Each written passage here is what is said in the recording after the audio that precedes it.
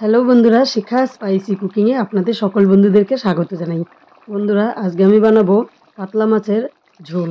তো কাতলা মাছের ঝোলটি বানাবো আমি আলু আর পটল দিয়ে। যেহেতু গরমের দিন, তো আলু পটল দিয়ে একটু পাতলা করে কাতলা মাছের ঝোল বানালে দুপুরের খাওয়াটা বেশ জমে যায়। তো বন্ধুরা, কাতলা মাছের ঝোলটি বানানোর জন্য প্রথমে আমি সর্ষের তেল দিয়ে মাছগুলোকে ভেজে নিচ্ছি। মাছগুলোকে উল্টে পাল্টে দিয়ে লাল লাল করে ভেজে নেব।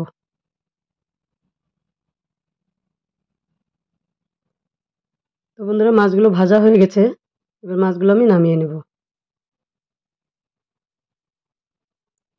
একটা পাত্রে আমি মাছগুলো তুলে নিচ্ছি।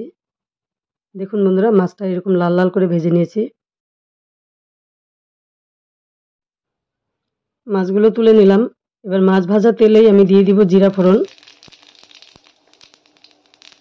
এখানটা চাইলে আপনারা কালো জিরা দিতে পারেন, তবে আমি জিরাটাই দিলাম। এবার দিয়ে দিব পেঁয়াজ আর কাঁচা লঙ্কা। এবার পেঁয়াজ আর কাঁচা লঙ্কাটাকে কিছুক্ষণ ভেজে নেব।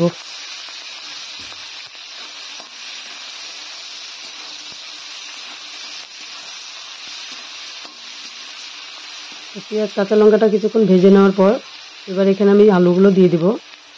এর থেকে বেশি পেঁয়াজটাকে ভাজবো না, তাহলে পেঁয়াজটা পুড়ে যাবে। একসঙ্গে আলু আর পেঁয়াজটাকে ভেজে নেব।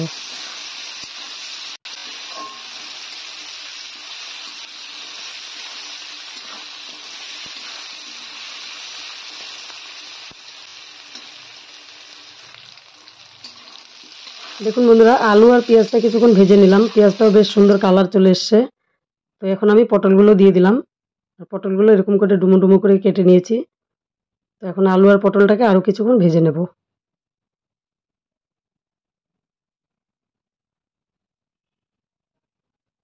খুবই হালকা পাতলা মশলা দিয়ে আমি ঝোলটি বানাবো। এরকম পাতলা ঝোল করে খেলে স্বাস্থ্যের পক্ষে খুবই উপকারী। এবার আমি এখানে আরও কিছু মশলা দিয়ে দেব। পটল আর আলুটাও কিছুক্ষণ ভাজা হয়ে গেছে। এবার দিয়ে দিচ্ছি এখানে ধনে গুঁড়ো, লবণ আর হলুদ। এই মশলাটাকেও কিছুক্ষণ ভেজে নিয়ে ফিরে আসছি।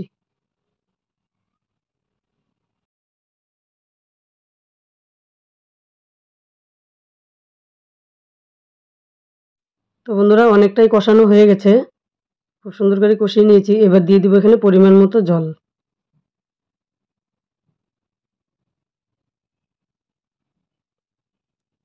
এখানে আমি আরও একটু জল দিয়ে দিব, যেহেতু একটু পাতলা ঝোল করব।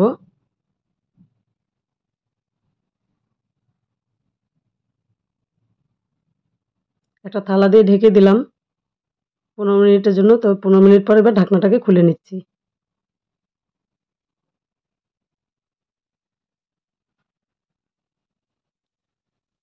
এবার মাছগুলো দিয়ে দেব।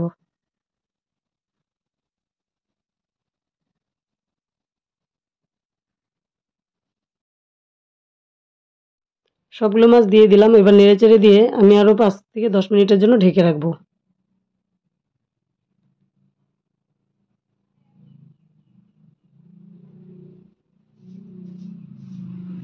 তো বন্ধুরা, চলে এলাম 10 মিনিট পর। এবার ঢাকনাটাকে খুলে নেব।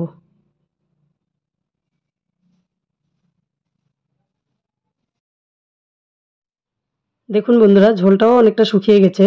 আর আমি 2-4 পিস আলু মাঝে ভেঙে দিয়েছি। তো আপনারাও চাইলে একটু আলু ভেঙে দিতে পারেন। যেহেতু পটলের ঝোল, তো পটলটা একটু পাতলা ধরনের ঝোল, তো আলুটা ভেঙে দিলে কিন্তু খেতে বেশ ভালোই লাগে।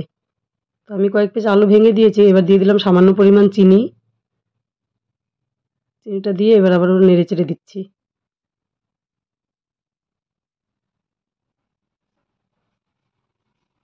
এবার দিয়ে দিব ধনেপাতা।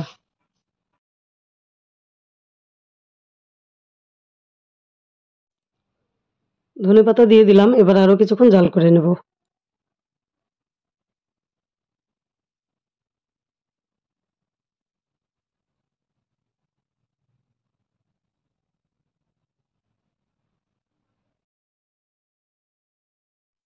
আরও 1 থেকে 2 মিনিটের মতো জাল করে নিয়ে ফিরে এলাম।